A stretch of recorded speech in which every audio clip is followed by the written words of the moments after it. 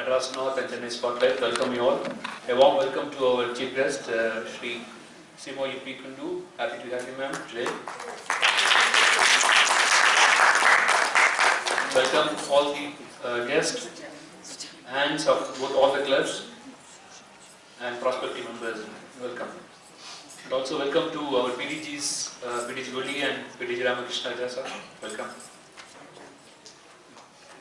In fact, the idea for this joint meeting, this is our third joint meeting during this year, and a special one, given the topic and the speaker today. The idea for this joint meeting today came about 2 months back when the publisher, Manjul Publishing, contacted us about the book being launched and Sreemoyee coming to Chennai. So I sounded this out to Lieutenant Madhu, our program chairman. So first I wanted to see whether this will stand the test of Madhu's master. Then immediately he said yes, then I thought okay, we have. And then then we started looking for other members to join because we have such a author, I always have an affinity, somebody from journalism or from media background. Since me coming from media background, I thought we should make it more interesting and have a larger audience. So when I contacted presidents, and then both Sharda and Anita, they came with a nest. Fortunately, they both are lady president, but there's no hidden agenda behind getting a lady president to today. Thank you for accepting it. Okay, and this month being the month of International Women's Day, we already had a very interesting topic on is women successful because of men or despite men. That's happened on the first week of March, and then we had 3 women achievers on the stage sharing their views, and then we had a kind of a conclusion, I will not say the conclusion, kind of a very interesting meeting, and taking them to the next level. And today we're going to talk about single woman in India. And then we have from the mail and background information that we saw, seems to be a very interesting book. And also I saw that the couple of travel this month in the airport, I saw status single being on the top sellers in the airport book-stalls, and I'm sure that you'll have a lot of lively anecdotes and background information subject. We look forward to listening to the speaker. Subject of women and gender equality is top of mind for almost all of us, and we are at a stage where we are looking at gender equality and how women's contribution to the society is recognized more than ever. And as a club, we are very proud and happy that we are in the forefront of this discussion. First on success of women, and then now about talking about being single women, and then how do they cope up. Okay, and I'm happy that we have this discussion, and then we have, interestingly, with 96 days to go for the rest of the year, and then I see that all the clubs. I'm not counting, but there's a kind of message that's coming in, and amazing the kind of activity that is going on, with almost all the clubs, and then collectively, we are reaching out to several thousands of people, all over the country. And of course, our highlight of the year has been our Caring for Little Hearts projects, and more than 100 surgeries completed so far as on day. Yeah, welcome you again, and thank you Sharda and thank you Anita for sharing stage. Yeah, thank you. Thank you, President McDonald. Erotica Queen. Oh, I can see the attention of the crowd now. Now I would like to invite President of Rotary Club of Chennai Spotlight, Sharada Sundram, to introduce our guest today, Sreemoyee Piu Kundu. Thank you, MC. A very good evening to all gathered over here. To tell, before I start the formal intro reading, this morning I'm a member of Duchess Club, and we had the book release of Sreemoyee. This is the second time she's coming to Duchess Club for the release of her book. Last year was Sita's Curse, and I remember there was a lot of talk about it and discussions, and it was a fantastic book. And this year again, so we actually take pride in telling that she chose Duchess Club again. And in the morning I was there, and the book by itself is very interesting read, going by the fact that the single woman, as someone put it, the single woman syndrome that is picking up in today's times, in especially a traditional country like India. I think this is really going to stand out and give us a big insight into the world of single women and the status of them. Well, coming to the formal introduction, our speaker today, Ms. Sreemoyee Piu Kundu, is a brilliant award-winning writer, journalist and women's activist. She is the author of 4 books of fiction, including Sita's Curse, which was launched in 10 cities and won her the epithet Erotica Queen. Her latest achievement is the 250-page book status single, The Truth About Being a Single Woman in India. She spoke to 3,000 single women before writing the book. Status Single is a phenomenal book, the first on single women in India. It discusses the struggles single women regularly face in their personal or professional lives. At a deeper level, the book also examines the complexities of a changing society, the sexual revolution, failed marriages, women preferring to be unmarried or becoming single mothers. Sreemoyee divides her time between Kolkata and New Delhi. She holds graduate and master's degree in history from Jadhav University, obtaining a gold medal. She has served top media such as the Times of India, Asian Age and India Today. She has also worked with top PR firms. Sreemoyee is a leading columnist on women's sexuality and gender issues. She commands more than 20,000 followers on social media. She has received the NDTV Women of Worth Award. In 2014, she won an author award from the Indian Council of UN Relations on the occasion of Women's Day. So I think it's very apt that we called her this month of the Women's Day month. It's very apt that Sreemoyee addresses us this month because International Women's Day was celebrated early this month. She will talk to us this evening about single women in India, their triumphs, problems and challenges. I just wish to say that our club, the Rotary Club of Chennai Spotlight, is an all predominantly women's club. We don't have as yet, it's not become a mixed club. So I think today it's quite apt that all of us are here from Spotlight, and we welcome you. Over to you, Sreemoyee.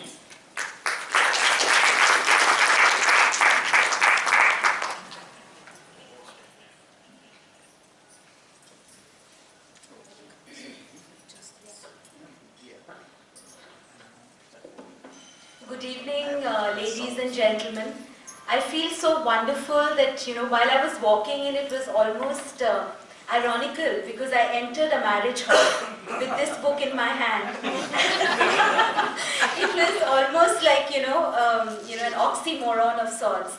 I love coming to Chennai, and I'll tell you why very briefly before I start talking about my book.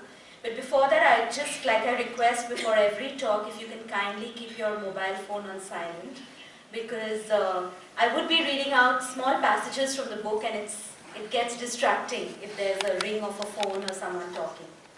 I'll try not to bore you, so you won't miss not talking on the phone.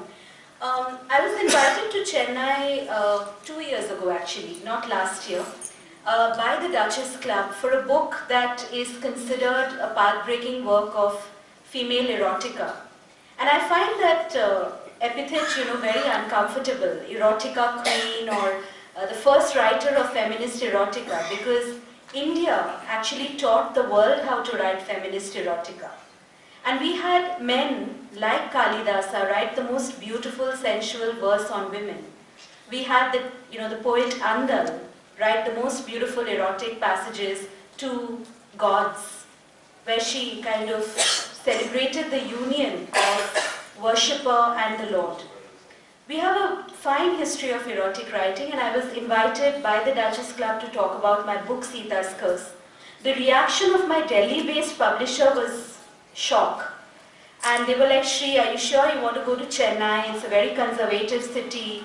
And moreover, Duchess, like we were discussing in the morning, is predominantly slightly older women and, thought to be very conservative. Trust me, I had launched for Sita's Curse in 10 cities. And Chennai blew me away. The questions, the progressiveness, the non-squeamishness when it came to talking about a woman's physical desire, her sexuality. My perception of Chennai, which I guess being based in Delhi was so colored by the stereotypes that we have of cities in our own country, was totally changed. So this time when Status Single released, I reached out to Duchess and got my publisher to initiate a conversation because I couldn't personally wait to come to Chennai with my book. This book is also India's first non-fiction on single women. And many of you might be aware or might not be right now, there are 74 million single women in this country. And we constitute 21% of the country's population. We are growing at about 30% every year. And by single, let me just clarify that it does not mean women who have never been married. I turned 40 in December, I've never been married. But today the pool of single women comprises of divorced women, women who are separated fighting still legal battles in court, women who have been abandoned with children. Huge section of the pie is abandoned women. I have women in the book who, when they got pregnant, were told that the child is not the man's, or the man moved on to another woman. Polygamy, though not legal, is rampant in urban India, and it's shocking. Widows, older single women lost their husbands, or even very young widows who probably were forced back into the workforce to earn their livelihood to support young children, in-laws, their parents. Disabled women, a category which we don't even consider that they might have dreams and desires equally. And a section of the single woman pie, which again is less discussed and talked about, which is the LGBTQ category, transgender women, bisexual women, women who are polyamorous. I'll start, and I'm hoping that my talk will make you guys actually buy the book, because that's why we authors take the trouble of reaching out to cities other than our own, because this is how conversation goes beyond a room of people. If you see the cover of the book, it's an amalgamation of words. And I will take the opportunity to read out some words to you. Strong, successful, single mom, banj, bachelor girl, badmaish, bestie, tomboy, Amir Baap ki bigdi hui beti, nymphomaniac, intellectual, snobbish, abala, akeli, eccentric, glamorous, fair, jhor, sanskari, pushy, sex ki bhuki, bipolar, bhatakti atma. As ma'am has just revealed that this book is a culmination of interviews with over 3,000 urban single women. And every time I would actually interview any woman, be it in a small town like Raebareli or a big city like Chennai or Bangalore or Bombay, I would inevitably end the interview with one common question. What is that one word which has got stuck to you like a label and sort of has defined what others perceive of your single status? I'll tell you the two words which have been used for me, even by my own father. One, choosy. Piu is very choosy, one. Two, ambitious. And this, of course, my agent, I have a literary agent in Delhi, he keeps saying, Shri, you're so ambitious, you're always fighting for more money, you want publishers to do more, to market your books, you're really ambitious.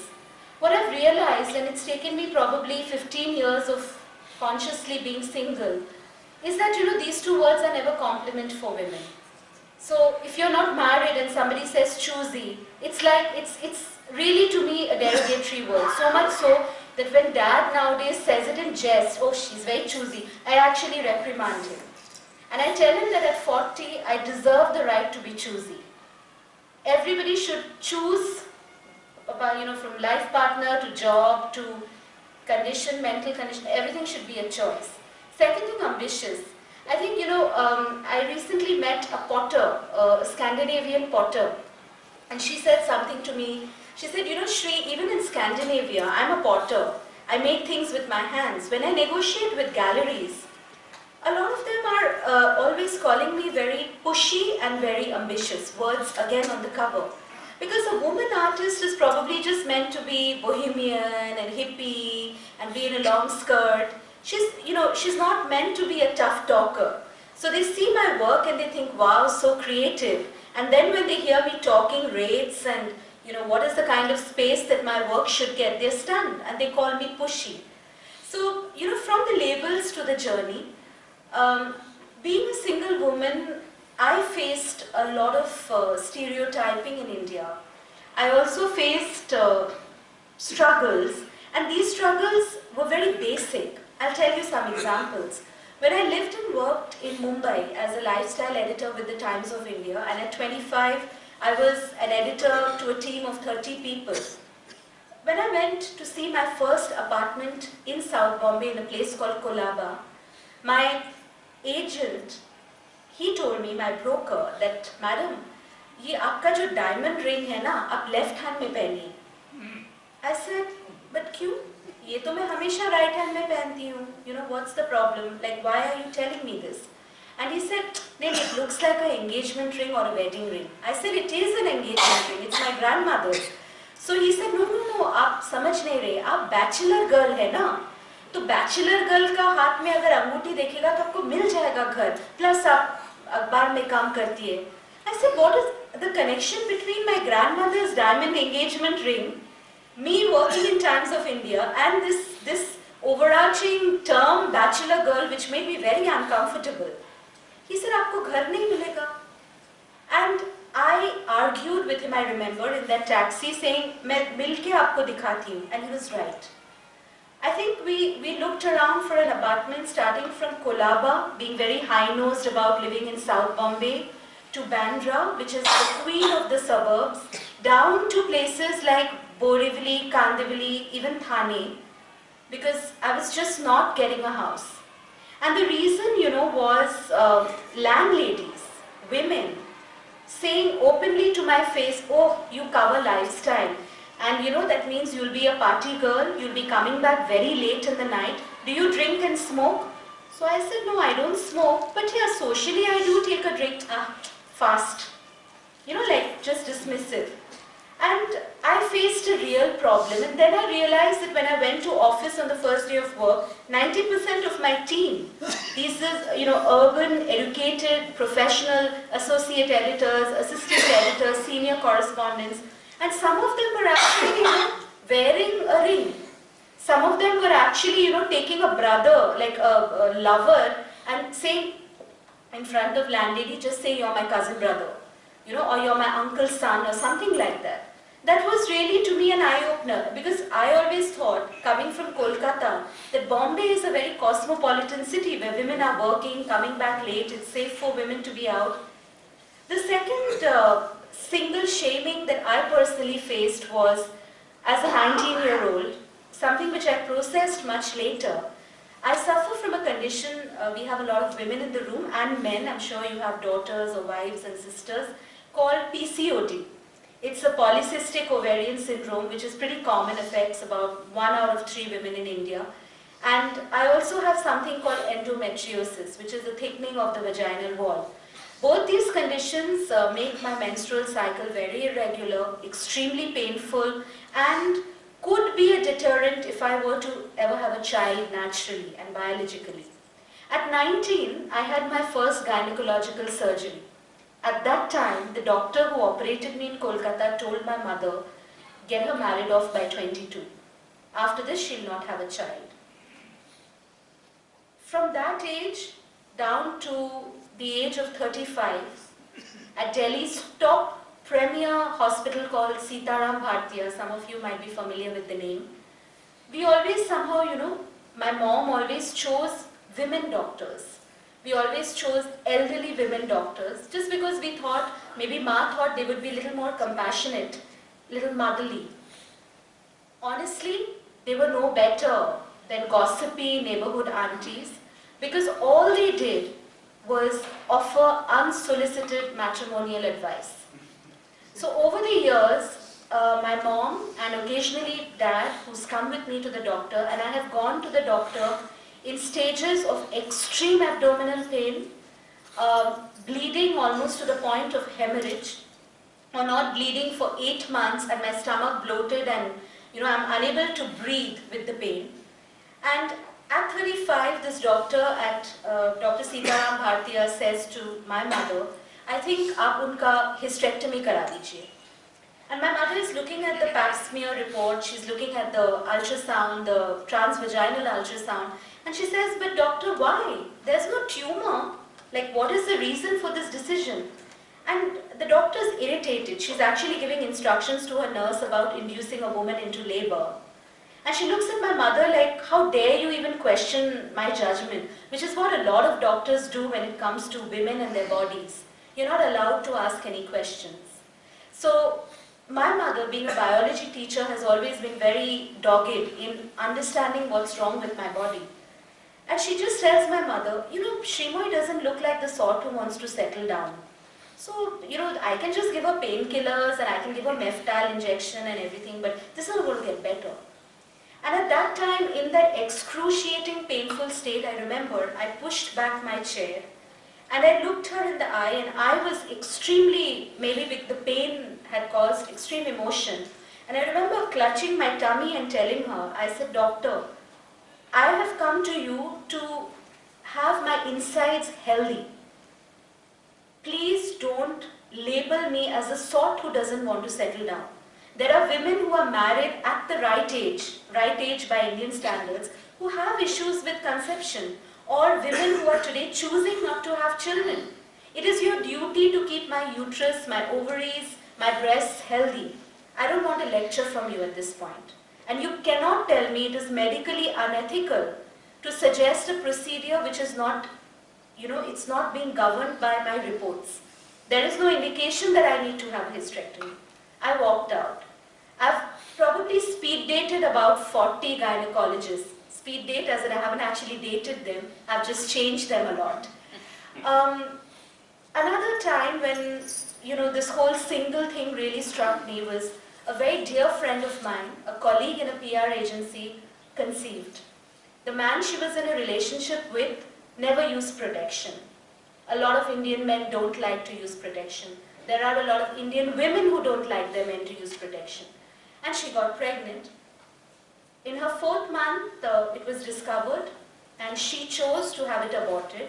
Not because of anything else, she didn't want to become a mother at that age. She was 30. And the man who had impregnated her washed his hands off, mobile switched off, disappeared from the face of the earth. When we took her again to Sir Gangaram, you must have heard about it, one of the top hospitals in Delhi. The gynecologist, again, we chose a woman. For the first 10 minutes, lectured my colleague on how she should have come with not her boss, but with somebody from the family.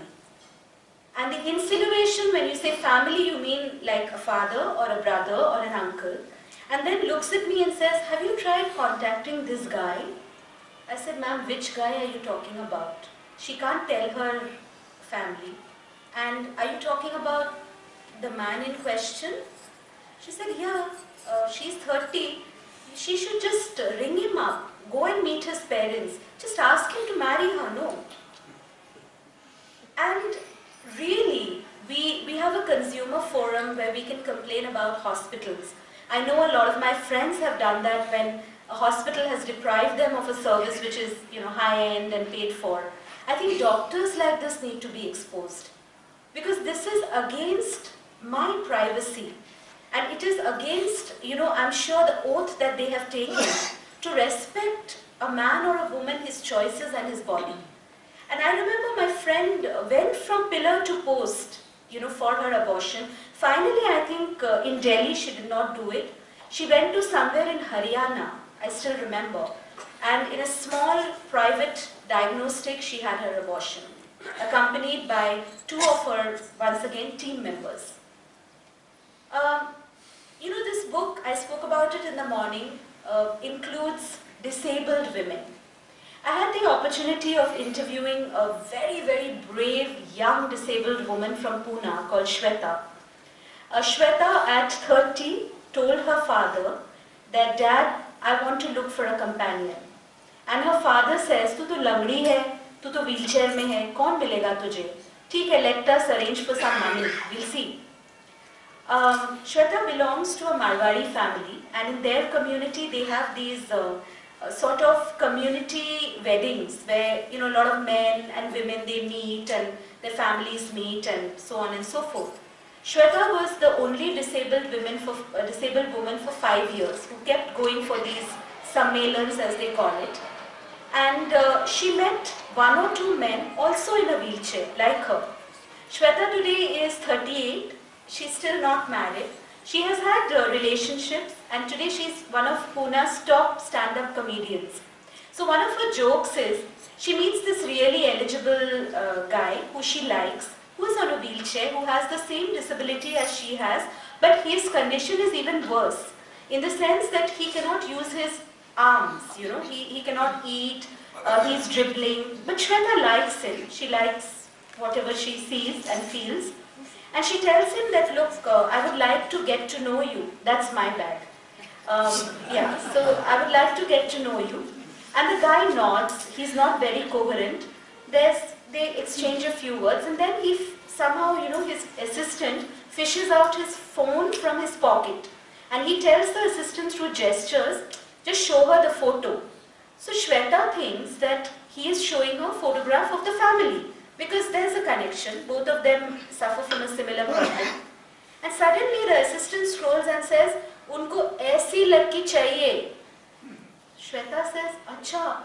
And she turns the phone towards herself, and there is a picture of Katrina Kaif.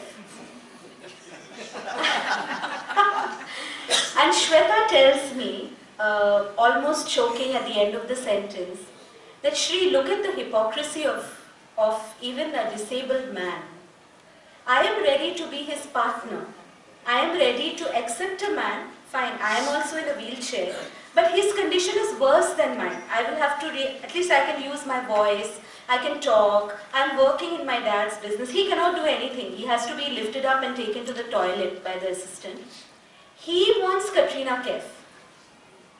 Shweta was in a relationship for 2 years with a man from Pune, who at the end of the day, after getting physical with Shweta, tells her that, I mean, he obviously ends the relationship and marries someone, quote-unquote, very normal, and sends her a text saying that, "You know, it was always my fantasy to be with a woman on a wheelchair after I saw Kalki in Margarita with a straw." Today, Shweta makes jokes about this for a living, but it's startling. When Los Angeles Times interviewed me for the book, and the book was a cover story on Los Angeles Times and the Sunday Guardian of London, and now BBC is making a 3-part documentary on the book, I think what startled international media was that these are stories from the stomach and the gut and the heart of urban India. These are not stories which are happening to single women who are our maids, or single women in villages, or really small towns.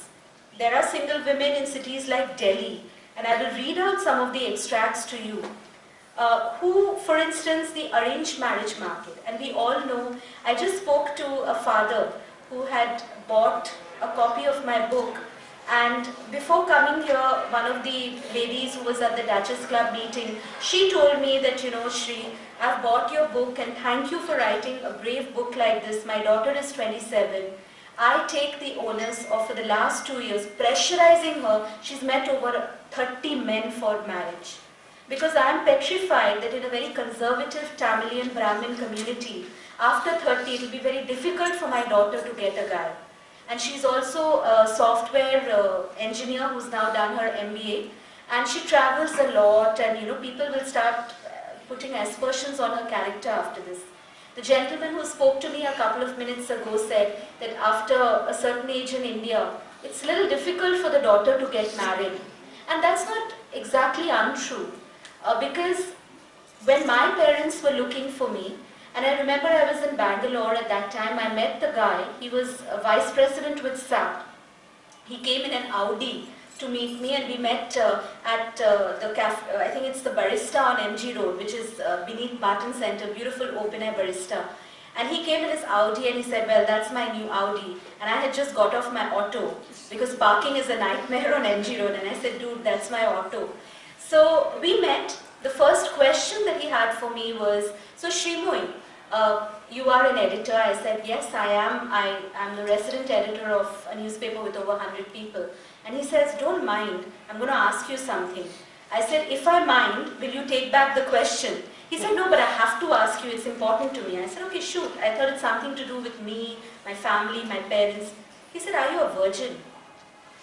And so straight, so direct. And this is a guy who is educated in an Ivy League university. His parents regularly dine at Bangalore Club. They live on Lavelle Road. As high-end and top-notch as it gets. The passage that I'm going to read out to you was an eye-opener for me. And there are two stories in this particular chapter which is on the pressure for a woman to get married. In India, my book literally begins from interviewing women who are in their late 20s. Because once your daughter or your sister, she becomes 27, 28, that's when the panic buttons have started buzzing. Because this age, 30 ki ho gayi hai, 30. And while magazines like Vogue and Cosmopolitan say that 30 is the new 20, I mean, we have a room full of Indian women. Come on, that's a load of crap. 30 is not the new 20. 30 is 30. 30 is also the time when Indian parents go completely ballistic about their daughter's marriage. And there is a reason for that. When the parents talk to the parents of the prospective, or the guy and the girl meet, in India, because of this ageist society that we have, and because by 30, we constantly feel that, biology, your biological clock is ticking. Doctors are telling us this, grannies are telling us this, friends are telling us this, and by 30, let's face it, most of your friends start getting married. So even as a woman, you feel that peer pressure, oh my God, and look at Facebook, it's like exploding with, either marriage albums or baby showers. So there is a lot of pressure from within women also. Two women that I interviewed for this particular segment, I will only read out one story. One of the women, she has a very, very rare skin condition where she has small freckles all over her body, like a smallpox. Of course, she had a very difficult childhood because everything from bleaching to upturns to all sorts of chemical peeling were done by her own family. Because the fear was, who's going to marry this girl? She's a journalist, by the way. Finally, some of you might be aware there is a show, or was maybe, a show called Band Baja Bride on NDTV Good Times. It's a show which is sponsored by the Sabyasachi couture brand. And it's a show where, according to me, I have complained to the Television Association.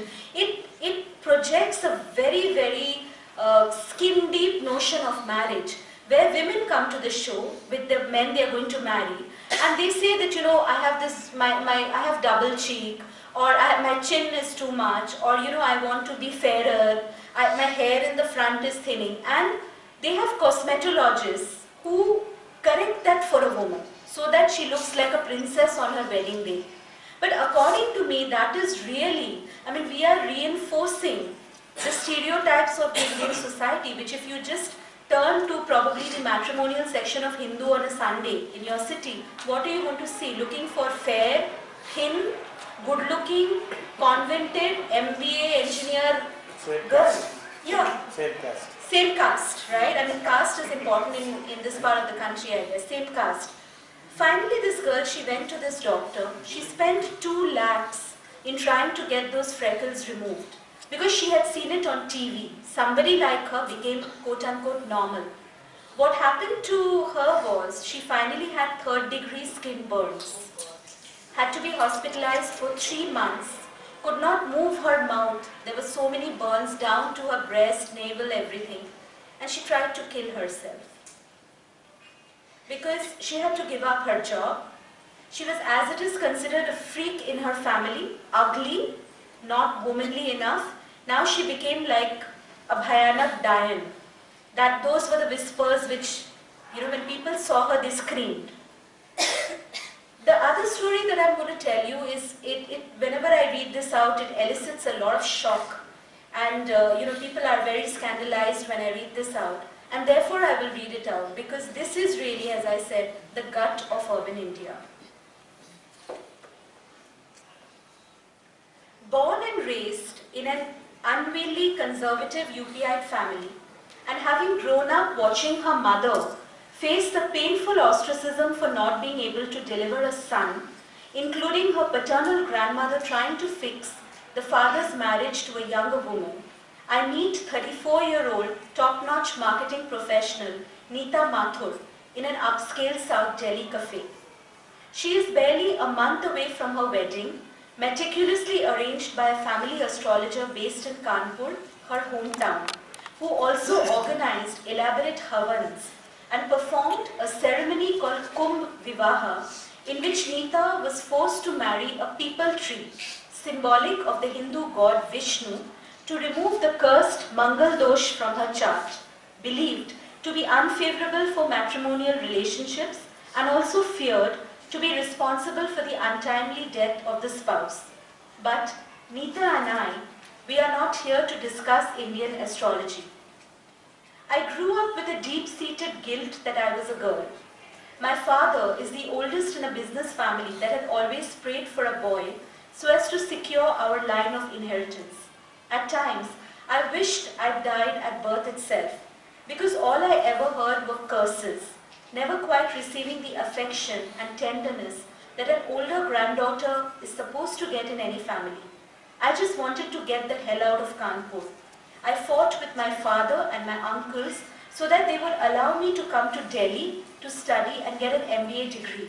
And even then, I was subject to snide remarks as to how my ambition is now going to cost my 2 younger sisters.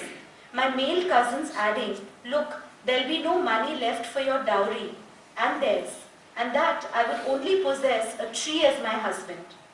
I didn't care initially. In Delhi, my years in a hostel and later working and living alone in a paying guest meant I was able to live on my own terms and I was earning my own keep.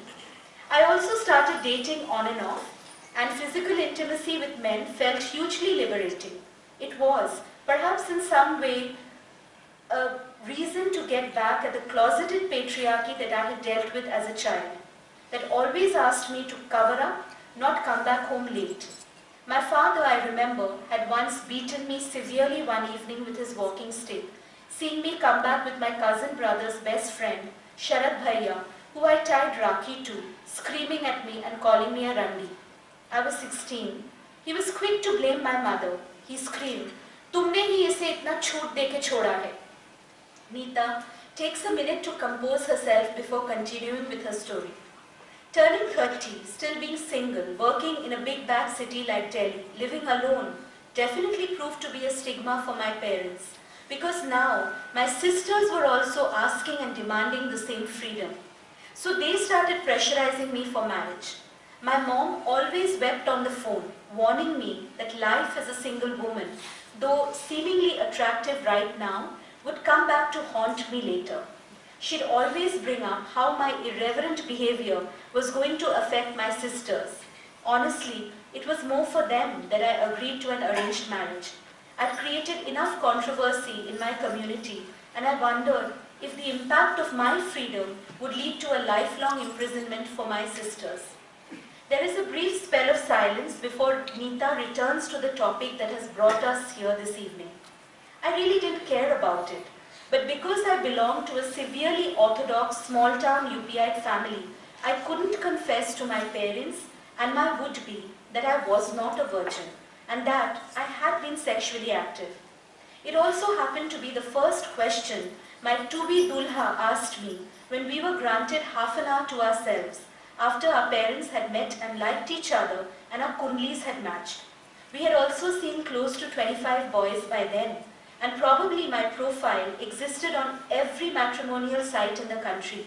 With my family being hell-bent, I have to settle down before I turn 35. Maybe, somewhere, I also as a girl was tired of dressing up like a bride, serving sharbat and samosa, and answering asinine questions like if I could cook, what time I got back from my job in Gurgaon, if I loved children and would want to have them immediately. The same way I felt soulless after my relationships also fizzled out after a while, without a commitment or a significant promise. Almost all my friends were hitched. Even my roommate was moving out soon. Her parents had found her a boy. The parents of my prospective promised mine that they were going to allow me to work after marriage. And also because I would soon be moving to United States, it felt like a breath of fresh air. But I could sense that they wanted to know if I had any past relationships, because I had lived alone in Delhi until then and also been a hostelite. And I remember reading how these days, even in family arranged alliances, a private detective is hired to ascertain the past of a guy or a girl. At approximately the same time, I got to know about this surgery in a leading women's magazine, read up on the internet extensively before I opted to get it done, in the hope that my marriage would at least begin on a positive note with absolutely no suspicion about my past or my sex life. I had no intention of telling Sharat about my ex-boyfriends either, one in business school and the other a colleague from work with whom I had been in a live-in. What was the point anyway? Both had left me because of the same caste and background issues. All men are the same in the end.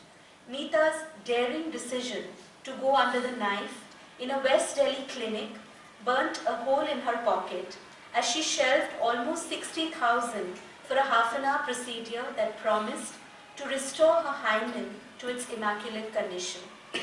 Our cultural vigilance on perfection, fairness, caste, slimness, that is ultimately connected at a much deeper level to the value of virginity rampant in the marriage market, has led in the recent past to a surge in the Indian cosmetic surgery industry.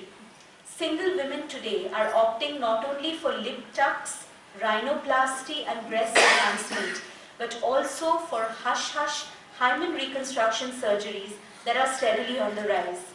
In an April 2015 report in the Times of India, Dr. Anup Dheer, who is a leading cosmetologist at Delhi's Indraprastha Apollo Hospital, says, there has been an increase of 20 to 30% in these surgeries annually. Majority of women who opt for these surgeries are belonging to the age group 25 to 35. Hymen reconstruction is the emerging trend. The reason, experts say in the same newspaper article, is the prevalent conservative mindset. For the same story, I interview a doctor in Bombay called Dr. Sejal Desai, who calls herself a leading vaginal aesthetic surgeon. When I argue with her that what she is promoting as aesthetics actually reinforces this conservative mindset that says women have to be a virgin. And I tell her that, Muslim women, for instance, in India, like we are fighting for triple talaq activists, they are also fighting for the removal of this system of khatna, which is basically female circumcision so that a woman does not enjoy pleasure during intimacy. And she says to me shockingly, Dr. Desai, she says, as a counter-argument to the notion of virginity in a new bride, Dr. Desai throws up instances of women clients, and she has almost 200 clients that she operates on a daily basis in her clinic. She says, Sreemoyee, there are a lot of women clients who are not only unmarried women like you or even divorcees, but there are women who want to bleed for their husbands after many years of being together. They say it is a gift to him on his birthday or on their wedding anniversary. Yeah? We'll go on to a brighter section of the book. A lot of you may be single mothers, and motherhood and the single woman is a topic that is often discussed. I think thanks to icon like Shishmita Sen, all of us we have seen a single woman not adopt one but two girl child. But I would say, for me, the beauty of exploring single women and motherhood was from my eyes. The inability to conceive and the fear that was instilled in me by almost every gynecologist I saw.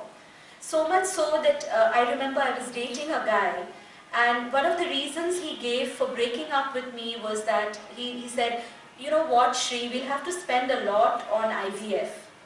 And I said, okay, but we haven't even talked about marriage. He said, that's why I can't talk to you about marriage. Because how do I tell my mother that, or my family, that the woman that I'm dating, she probably won't be able to conceive.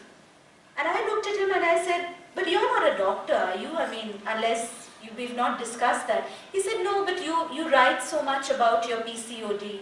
You've spoken so much about female infertility. And that's when I probably realized that my best friend, who cannot have a child, who has gone through 3 cycles of IVF and is shunned in her own family with the tag Banj, her destiny and my destiny probably is not too different, because largely for a woman, her womb decides her destiny.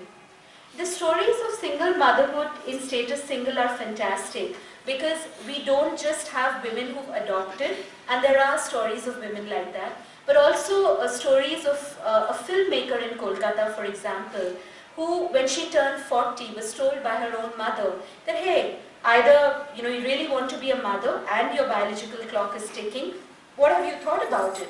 And Anindita said, Ma, I haven't found a guy. And her mother looked at her and said, look, you may not have found a guy, but there are a lot of sperm banks in Kolkata. So Anindita was actually one of the first women in my hometown who publicly, and we have all seen the movie Vicky Donor, right? We loved it, we laughed at the jokes. She was one of those few gutsy women who actually bought sperms, was very open about it, what money she paid and everything. And according to me, a woman like Anindita shatters the male bastion, or this rampant patriarchy, because she had a child the biological way. She actually enjoyed 9 months of pregnancy, went through 2 cycles of IVF before she actually sort of had the kid. And there's a wonderful story in this book of a transgender woman also having children, and there is that of Gauri Sawant. I will ask you, how many of you all have seen a Vicks ad which became very popular a couple of months ago? You have? Yes. So in the Vicks ad, they show it's a bus journey, and a daughter is talking very lovingly and strongly about her mom, saying that my mother, did everything for me. Are we running out of time? Yeah, maybe 5 minutes? Yeah, okay, 5 minutes is fine. So, basically, the mother does everything, and suddenly when the camera zooms, you realize that the mother who is sitting beside the child is not a mother like a woman like us, but a transgender woman. So Gauri actually is a very famous LGBTQ activist who works in a place called Kamathipura, which is Mumbai's red light area, east of Grant Road Station. When she used to go there for condom distribution, one day she saw a sex worker servicing her client, who was an old man, like late 70s or something, and she saw this little child suckling at the mother's breast. Gauri says, I never forgot that image, mother doing her work, because usko to pet palna hai, and the baby also doing her work, that is, baby is hungry and baby is with the mom. Gauri kept going back to that particular flat because she always remembered that sight, which is so shocking but also so moving. And suddenly one afternoon she realized, this little 5-year-old, that sex worker had died, her mother, of AIDS. And this little baby was being auctioned by pimps to a red light area in Kolkata called Shonagachi at a rate of 1,50,000, 1,90,000, because pedophilia is very common in sex trade. Gauri says, I went there, मैंने बहुत गाली गलाज दिया. I created a ruckus, like a true hijra, and everybody got scared. And I said, anybody touch this child have to face me. So whoever wants to take away this child, any family member, you come to me. For last 16 years, nobody has come to claim Gayatri. Today Gayatri goes to a school in Lonavala, and Gauri raises a very, very pertinent question, which is motherhood only defined by having a uterus and pushing out a child biologically? Because she says we are women born without a uterus. But you know, motherhood is another synonym for caregiving. Anybody can be a mother. I mean, to me, I was the daughter of a single mother. My mother was a very young widow. My grandfather was a mother to me. He has taken me to school.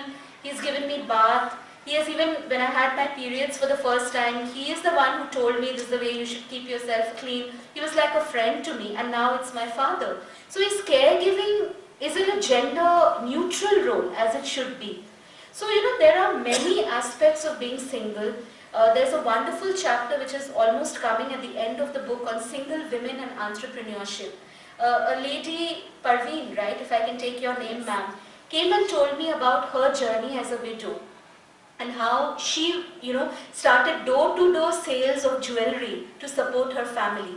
A wonderfully brave woman called Shantala in Bangalore breaks her silence with my book, where she became a widow at a very young age with 2 small mouths to feed.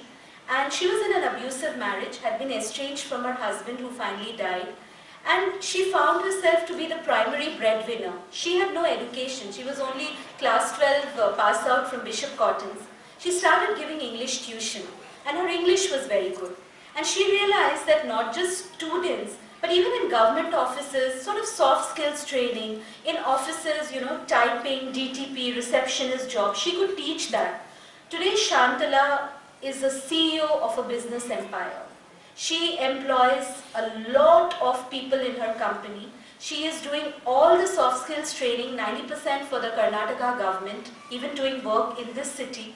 And she tells me, you know, Shri, when I go to government offices, you know, the officers, they first look to check out if I'm wearing the thali or the silver rings.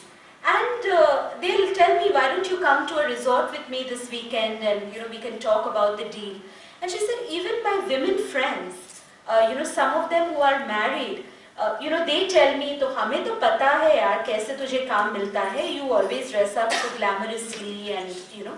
So I think what I want to say here at the end of our session is, you know, a lot of women have asked me, a lot of journalists have asked me, is this book only about single women? And because women are single in the book, who you have interviewed, and different sorts of single women, is it just like, you know, all men are bad, that's why we have not found the right man, Indian men are not good? I think that is why I will urge you, like I was saying this morning, please buy the book and read it. Because nobody, it's not a male bashing. I mean, we might be very proud feminists today, but we need men like you to fill up the room and to sit together, you know, and support our journeys and our strength. Yeah, why not?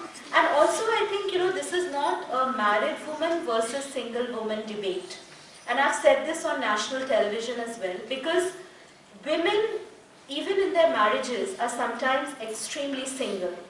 And we have to, you know, play caregiving roles. We take care of our in-laws, our parents, our children, and of course sometimes ably supported by men, but sometimes not so much. So I think the journey of womanhood is a journey of strength. As you said that you're celebrating the month of March, which is really, you know, a month which is about women power, girl power. And I hope that, you know, if you have a single daughter or a sister at home or a divorced sister or even a disabled sister, I hope what you're going to try and do is see that she's economically empowered. Because that really is the strength of a woman even in a marriage. I end today's session by quoting Om Uncle. And I say this at every launch of mine because it's what I promised him. On 9th February, when I was in Pune to be part of the Pune Lit Fest, I got a mail from an 87-year-old father. His name is Mr. Om, and he's a resident of Nasik. Om Uncle has 3 daughters. His oldest, who was 32, was married at the age of 26. By his own admission, she was a very good student and she was working in an office. She wanted to pursue more professional degree, But he said already 26 was too late by our community standards, and she was fat, these are his words in the letter, and dark. And it was very tough for him to arrange an alliance. Finally, it was like most marriages in India, it's like a business deal. Immediately after marriage, within 2 years, she started coming back home and telling her father and mother and granny that she was in a situation of marital rape, and that the physical intimacy between husband and wife was extremely cruel and painful for her and non-consensual. Om Uncle's wife's reaction was, this is common in an arranged marriage, takes time, it's a period of adjustment. The grandmother said, it's okay, sometimes your grandfather also slapped me in a fit of rage. It happens, husband, wife, these things are normal. When she told her sisters, one of her cousin sisters said, have a child, no, his gussa will come down, his kinkiness will come down. I have women in the book, one brave woman who has also spoken about marital rape. And when she went to the police station, the National Commission of Women, which is supposed to be a body to help battered women, the head of that National Commission of Women tells her, you know, it's a wife's right to provide pleasure. I think that's the reason in this country, a heinous crime like marital rape is still not criminalized. It's really sad. Nena, Om Uncle's daughter, finally disappeared on the eve of her 32nd birthday for 5 days. There was a police search, there was a search by the family and relatives. 5 days later, her bloated dead body came up in a river. She had vaginal tears, she had been beaten. And that was it, she was already dead by then. So, since then, that was in 2012, Om Uncle has been fighting a legal battle. But in a country like India, where, for instance, Nirbhaya's rapists, still no judgment, fast track, just a fancy word, they're still awaiting judgment. Do you think a dead woman who was abused by her own husband has any voice? When I called Om Uncle after receiving this letter, I just said, hello, this is Sreemoyee. Aapne apna number bheja tha mujhe. He cried like a wounded animal. There was a howl on the phone. And for about 20 minutes, Om Uncle just cried. And he just said, mujhe aap, and he just kept crying. And when he had finished crying, and I was still holding on to the phone, he said to me, Beti, mujhse ek वादा करना, जहाँ पे भी तुम status single के बारे में बात करोगी ना, बोलना कि I wrote to you as a failed Indian parent. I am a failed Indian father whose biggest dream was to see his daughter settled. I am a failed Indian father who, instead of teaching my daughters Section 498A, Anti-Dowry Act, Anti-Harassment Act, mental torture, I told my daughter she needs to adjust in her marriage and compromise. In my head, I had already paid around 15 lakhs for her wedding, and I still had 2 other daughters. Samaj kya bolegi? That was my biggest fear. He said, wherever you go, tell Indian children or women who are listening to your talk on status single that they should love their parents, but they should not worship them like Nena used to worship me. Because had she only loved me, she should have had the strength to walk out. And we are a failed Indian family, because instead of holding that child's hand and telling her, you come back, we are there with you. You wanted to do an MBA, come now do it. I'll put money into this. All I told her was keep shut and keep taking the shit. So he said that I want you to share my story. Because when people ask you, ye book kaun padega? Ye book, is it only for single women? Is it not for married women? Is it for this, for that? Tell them, it is a book that I, as a 87-year-old man, today, with my 2 other daughters, both of them don't live with the family anymore. In fact, he has practically no touch with the younger daughter, who went into complete depression after her sister was found dead. He says, I want every Indian parent to understand that single, like it's a line from the book, it's not a state of life, it's a state of mind. So empower your daughters, teach them life skills, like do their own taxes, let them buy a house, let them, make them strong and tough. They can go to hospital alone also. But don't bring them up by selling them this dream of completion through marriage and motherhood. So like I end every book talk with my promise to Om Uncle, and I pray every day that he finds justice, but most importantly, he finds peace. So thank you all of you for being such a captive audience.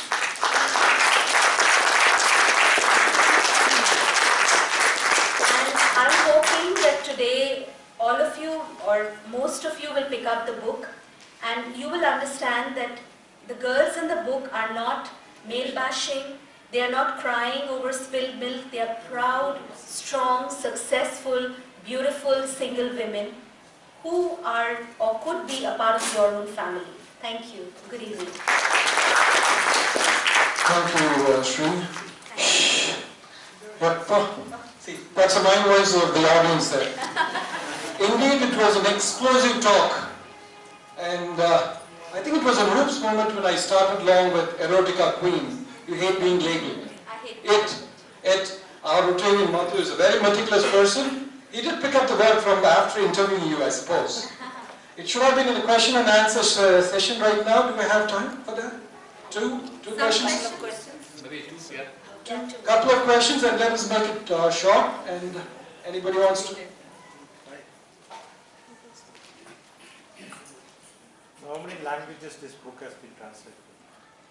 Sir, the book is just out. It's a March release. And, I'm hoping that the book is translated definitely into Hindi. Because a lot of the women are, who have been profiled are from Hindi-speaking states. So we are in talks right now. Marathi is also a very, very potent, languages market. And I think, what has happened, sir, after this book, it has received outstanding press, even international coverage. The beautiful thing is, it's from me and my book and my message.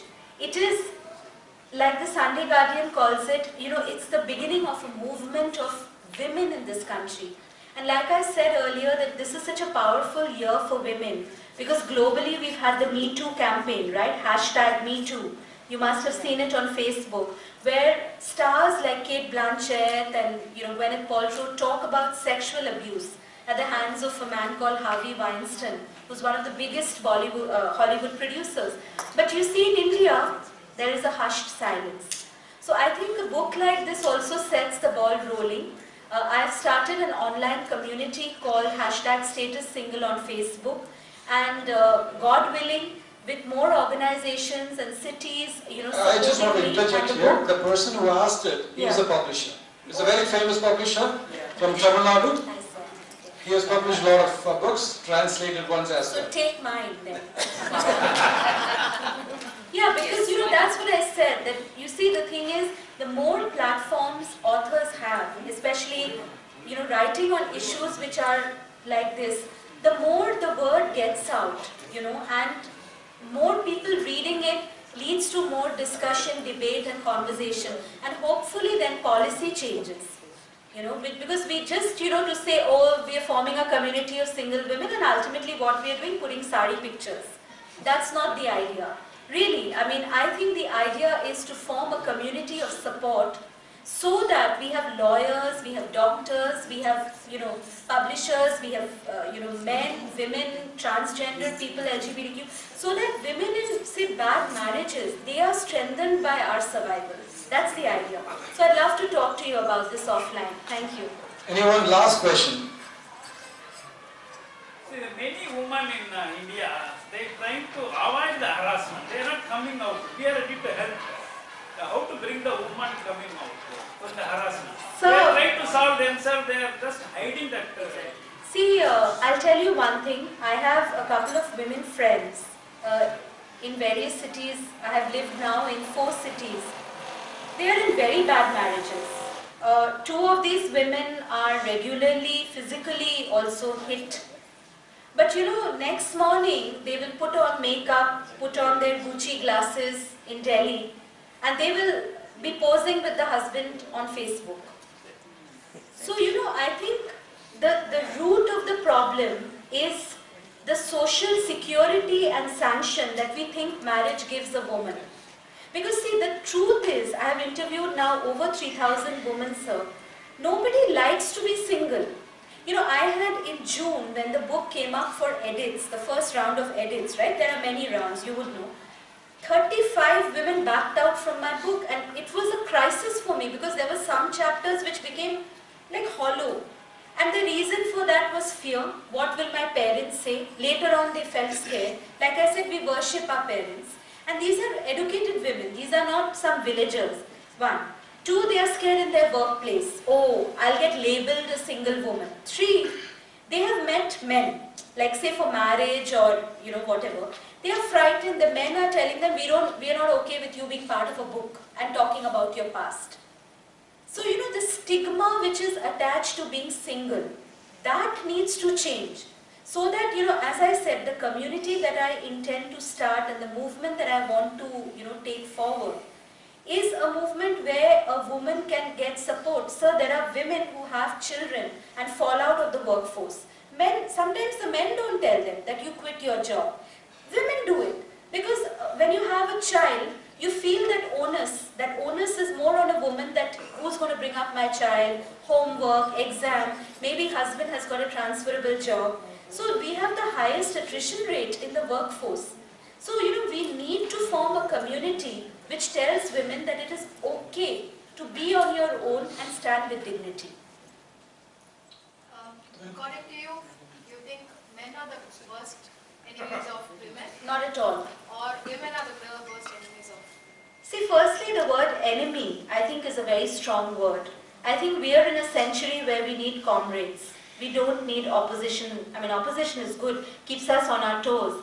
But as I said right at the onset, I don't want to reduce this into a caricaturish debate of our men are enemy, our married women are enemy. Anybody can be our enemy, you know. Sometimes the pressure a woman feels, you see all around you, you know, people. I have a friend who got out of a bad marriage, and even now when we ask her, why did you marry that guy? You know, everybody knew he was a philanderer, he has never held a job. She said, you know what, he came from a good family and everybody was getting marriage after college, so I just thought, you know, I want to be married. It's like, you know, it's a laddu, like they say, you know, jo khaye pastaye, na khaye pastaye. I will not say men are the worst enemies. Yes, the rate of sexual violence, marital rape, child abuse, it's extremely high in our country.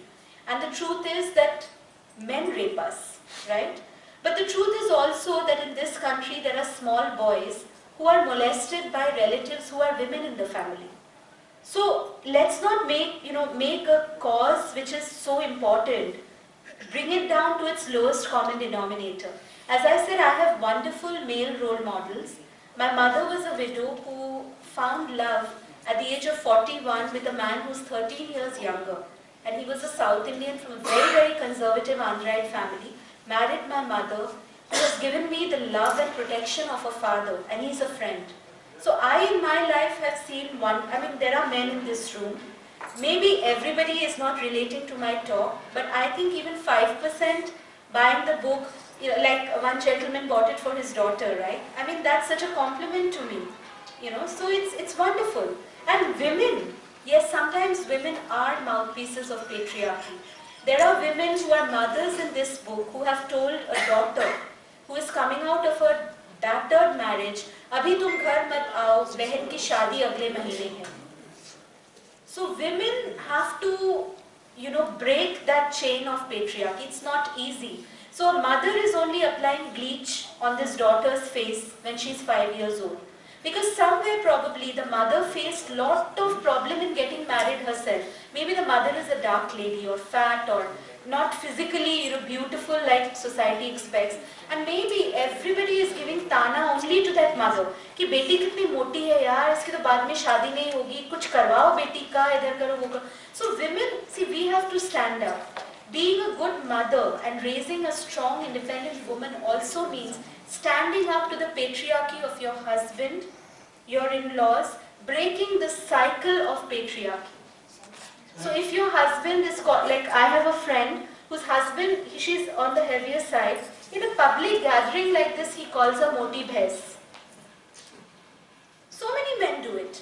I mean, you are smiling and laughing, you might have heard it. So many women are also smiling. It is common. And women, when, like I have stood up to this friend and said, hey, tell him it's not nice.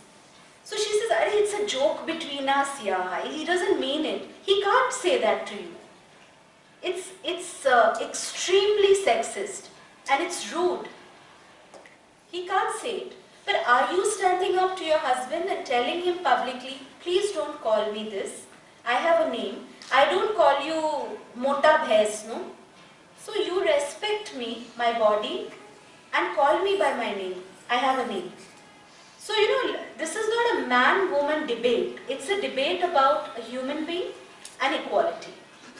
Thank you very much, Sri. I'm sure Stable Singh will have more of your answers. As the female protagonist from the movie Jerry Maguire said, men are enemies, but we still love them.